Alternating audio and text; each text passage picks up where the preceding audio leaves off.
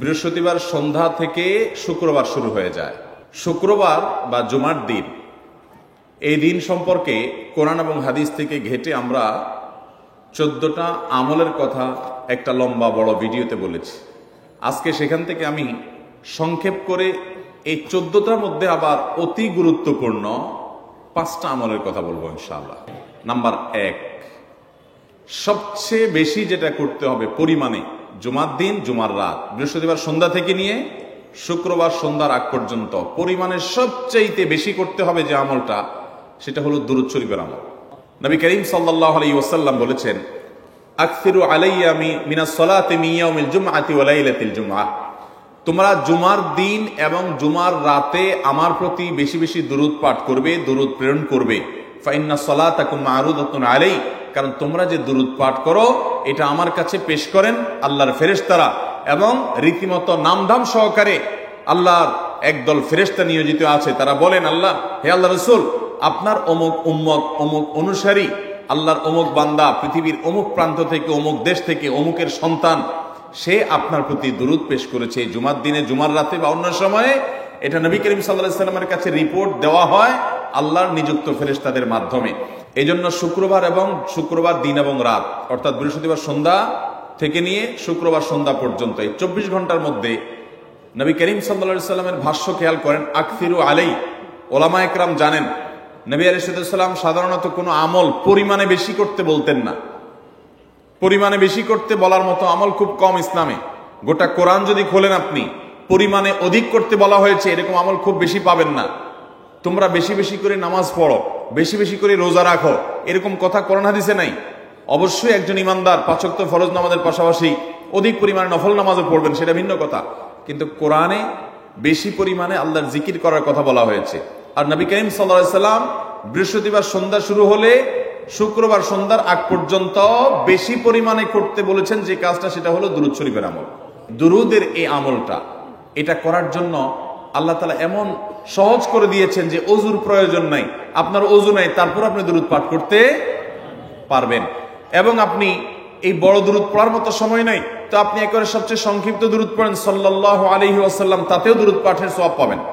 আমলটা করবো তো ইনশাআল্লাহ। নাম্বার 1।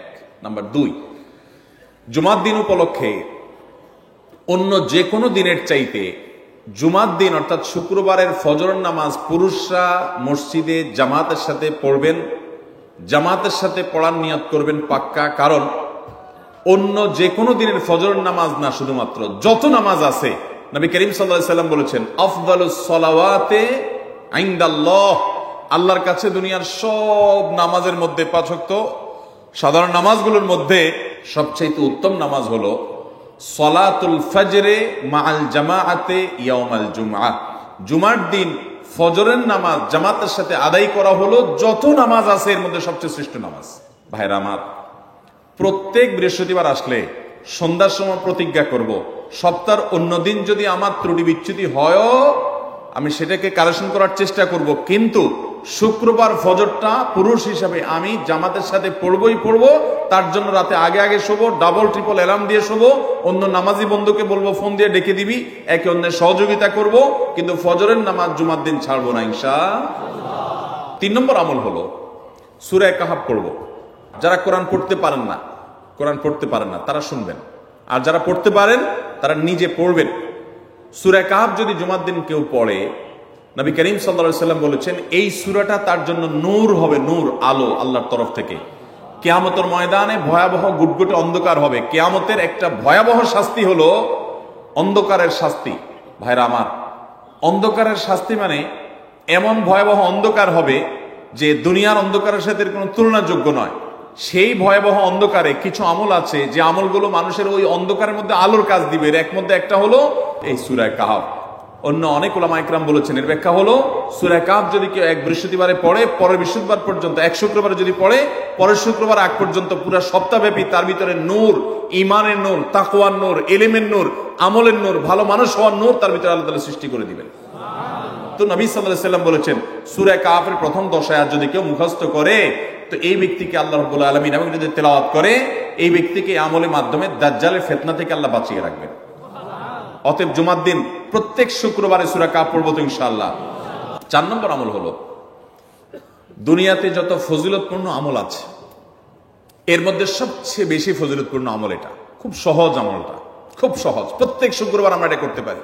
জুমার দিন আগে ঘুম থেকে উঠে উত্তম রূপে গোসল করে মসজিদে আগে আগে গিয়ে পায়ে হেঁটে গিয়ে সামনে সামনে ইমাম সাহেবের কাছাকাছি গিয়ে বসা, অনর্থক কথা কাজ না করা, তেলাওয়াত জিকির আজকার মশগুল থেকে নামাজটা পড়ে বের হয়ে আসা, এই কাজ, এই কয়েকটা কাজ যদি করে তাহলে কাজ কয়টা হলো? আগে আগে ঘুম থেকে উঠা, ওই যে ফজর নামাজ জামাতের সাথে পড়া ইত্যাদি, গোসল করা উত্তম রূপে, আর পায়ে হেঁটে মসজিদে যাওয়া, বাহনে না চড়া। 4 নম্বর হলো ইমামের কাছাকাছি গিয়ে বসা, কোনো অনর্থক কাজ না করা। এই 4টা কাজ যদি কেউ জুমার দিনে করে, নবী করিম সাল্লাল্লাহু আলাইহি সাল্লাম বলেছেন ওই ব্যক্তি বাসা থেকে মসজিদ পর্যন্ত যে আসলো, যতগুলো পা ফেলবে, যতগুলো স্টেপ ফেলবে, যতগুলো কদম দিবে, প্রতিটা কদমের বিনিময়ে আল্লাহ রাব্বুল আলামিন তার অ্যাকাউন্টে, তার আমল নামাতে 1 বছর রাত জেগে, সারা রাত জেগে তাহাজ্জুদ নামাজ পড়লে এবং 1 বছর সারা দিন, প্রত্যেকটা দিন পুরা বছর জুড়ে নফল রোজা রাখলে যে পরিমাণ সওয়াব পাইতো, 1 বছর নফল রোজা, 1 বছর রাত ভর জেগে তাহাজ্জুদের নামাজ পড়ার সওয়াব মাত্র একটা কদম ফেলার বিনিময়ে দিবেন। চেষ্টা করবো না ইনশাআল্লাহ? 5 নম্বর এবং সর্বশেষ আমল হলো, জুমার দিনে একটা সময় আছে দোয়া কবুল হয়। দোয়া কবুলের যে সময়গুলো আছে এর ভিতরে অত্যন্ত ইম্পর্টেন্ট একটা সময় হলো জুমার দিন। শুক্রবারের একটা সময় সম্পর্কে নবী সাল্লাল্লাহু আলাইহি ওয়াসাল্লাম বলেছেন যে একটা সময় আছে শুক্রবারের, এই সময়ে বান্দা কোনো দোয়া করলে আল্লাহ তাআলা ফিরিয়ে দেন না, কবুল করেন। কিন্তু সময়টা যে ঠিক কখন, এটা হাদিসে নবী সাল্লাল্লাহু আলাইহি ওয়াসাল্লাম বলেন নাই, যাতে করে হয়তো আমরা সারা দিনেরই কম বেশি দোয়ার চেষ্টা করি। এই বিষয়ে মুহাদ্দিসগণ, হাদিস বিশ্লেষকগণ, পণ্ডিত ওলামায়ে কেরামগণ হাদিসের বিভিন্ন আকার ইঙ্গিতকে গবেষণা করে, অ্যানালাইসিস করে এক একজন এক এক সময়ের কথা বলেছেন। তবে বেশিরভাগ ইমাম, বেশিরভাগ পণ্ডিত ওলামায়ে কেরাম, বেশিরভাগ আপনার ইসলামিক স্কলারগণের বক্তব্য হলো যে এই সময়টা হলো জুমার দিনের শেষ প্রহর, আসরের পর থেকে নিয়ে সূর্য ওঠার আগ পর্যন্ত এই সময়টা। আমাদের আল্লাহর দিকে মনোনিবেশ করতে হবে দোয়ার জন্য বেশি বেশি। তাহলে শুক্রবারে 5 নম্বর আমল হলো বেশি বেশি কি করবো ইনশাআল্লাহ? দোয়া।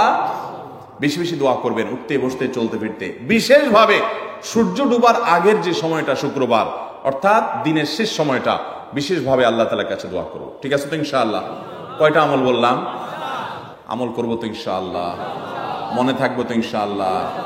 আমরা প্রয়োজনে বাসায় গিয়ে একটা কাগজে নোট করে ফেলবো, লিখে ফেলবো, লিখে এরপরে ওয়ালে টাঙ্গাই দিবেন বাসায় যে জুমার দিন এই 5 কাজ আমি ছাড়বো না।